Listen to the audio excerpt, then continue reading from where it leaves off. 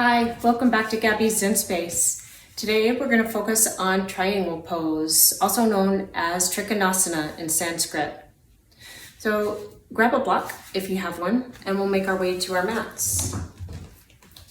We're going to place the right foot forward, left leg back, right toes pointing towards the top of the mat. Your left foot's at a 90-degree angle out. We have about 3.5 feet distance between the feet. Using a block, you'll place it to the inner step of your right ankle.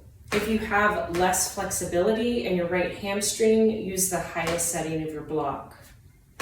As you ground down in both feet, make the legs strong, draw the navel up and in, reach the arms out, inhale. When we exhale, upper body extends forward, right hand can rest to your knee or the shin. If you have more flexibility, any height setting in your block. Left arm's reaching high, unless that hurts the shoulder. And if so, you bend in the left elbow as much as you need to. Breathe deep.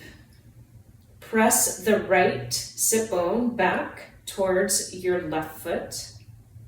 Snuggle the outside edge of the left foot into your mat. There's a micro turn in the center of the right kneecap towards the pinky toe side of the right foot, and the same thing in the left kneecap. If it doesn't hurt your neck, you can inhale and draw the gaze up. If that makes you feel unsteady or uncomfortable, gaze forward. You can also gaze down towards the ground. Take a big breath in and open up through the body. When you're ready to come out of the pose, exhale, bend the right knee, drop the left arm down, and we'll inhale to rise up.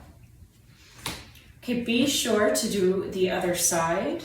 I hope you enjoyed your triangle pose tutorial today.